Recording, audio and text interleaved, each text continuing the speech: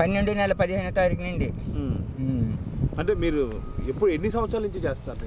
మేము మాకు శ్రీకాకుళం అండి, మాకు పుట్టిన నుండి మాకు ఇవే కొట్టారు. నేను వచ్చి ఇక్కడ వచ్చి 5 సంవత్సరాలు అవుతుంది. 5 సంవత్సరాల నుంచి ఇదే పని చేస్తాను. ఇదే పని. ఎంత లాభం వస్తుందండి దీంట్లో? లాభం అంటే చెప్పలేము సార్.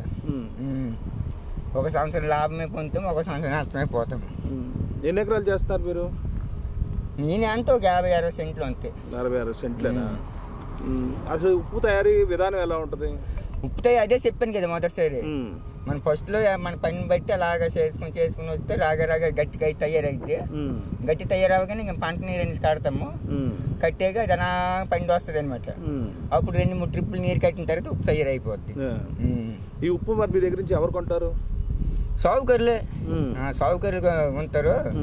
సాగుకర్లు కొనుక్కునేటంటే మార్కెట్లకి వేసుకుంటారు, ఫ్యాక్టరీకి వేసుకుంటారు, రొయ్యల చెరువులకి, చేపల చెరువులకి. అంటే ఈ ఉప్పును డైరెక్ట్ గా తీసుకెళ్లి మనం కూరలు అట్లా వాడేసుకోవచ్చా? మేము ఓడుకుంటాము. అంటే దీనికి శుభ్రం చేయాల్సిన అవసరం ఏం అవసరం లేదు. అంటే మేము తినే ఉప్పు ఏంటంటే కొద్దిగా వైట్ తీసుకుంటాము, ఇదే ఓడుతాం మేము.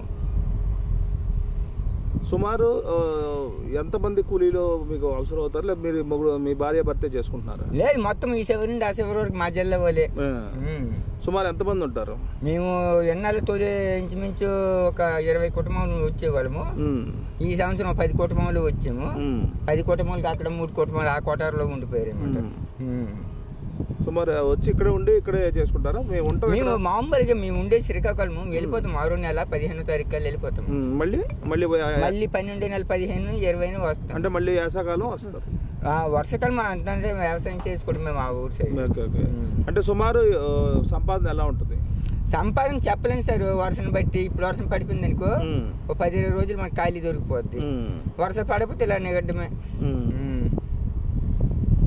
సో మీకు ప్రభుత్వం నుంచి ఏమన్నా సహాయం ఏం లేదు సార్. వానలు రాకుండా ఉంటే చాలంటారు?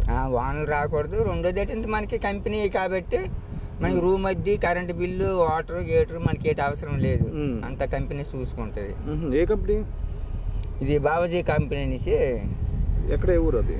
అయింది విజయనగరమో ఏ ఊరు అడుగుతుంది నాకు తెలియదు. 30 సంవత్సరాల కిందట. మీరు ఇదంతా సాల్ట్ చేసి, మీ సాల్ట్ ఇదంతా చేసి ఆ కంపెనీకి తోలేయడమేనా? కంపెనీకి. ఓకే ఓకే, సరే. అదే సార్లు నడిబడి బట్టి మనకి వారం పొడి బతికి ఇటుకాటికి వేస్తుంటారు. అక్కడి నుంచి డబ్బులు వేస్తారు. వెయ్యి నుండి డబ్బులు వేయగానే సార్లు మనకి ఇస్తారన్నమాట వారం పూట సంతకి. అంటే కంపెనీ వాళ్ళు చెరువులు మీరు ఇక్కడికి వచ్చి పని చేసుకుని వెళ్తారు? కంపెనీ సాల్ట్ ఏరియా, సాల్ట్ తాగే మనకేట్లేదు. Okay okay. నెలకి ఎంత ఇచ్చేస్తారా? నెలకి ఎంత అనుకోదు, మనం పండించిన పంటను బట్టి. Okay okay. నువ్వు ఒక 2000 క్వింటాలు పండించేవనుకో, ఒక 90,000 మాకు ఎడుతుంది. దాంట్లో బతి ఖర్చు మంచి చెడ్డ పోతే ఇక వాడకాలు బట్టి ముందు గట్టి మనకు 40,000 50,000 మనకు అవసరం అంటే పంపుతారు. బాగానే ఉందంటారు అయితే మీకు? పర్లేదు, మరి ఇదే మాకేటి ఉద్యోగాలా. సరే, థ్యాంక్ యూ. నమస్తే ఫ్రెండ్స్, నేను మీ రూపిణి. మీ అందరూ చాణక్య ఛానల్లో వీడియోస్ చూస్తున్నారు కానీ వాటికి లైక్ చేయట్లేదు అండ్ సబ్స్క్రైబ్ చేయడం మర్చిపోతున్నారు. మీరు కనుక చాణక్య ఛానల్కి సబ్స్క్రైబ్ చేస్తే మాకు ఇంకా మంచి వీడియోస్ని, న్యూసెస్ని చేయడానికి మాకు మోటివేషన్ ఉంటుంది. Thank you and don't forget to subscribe Chanakya channel.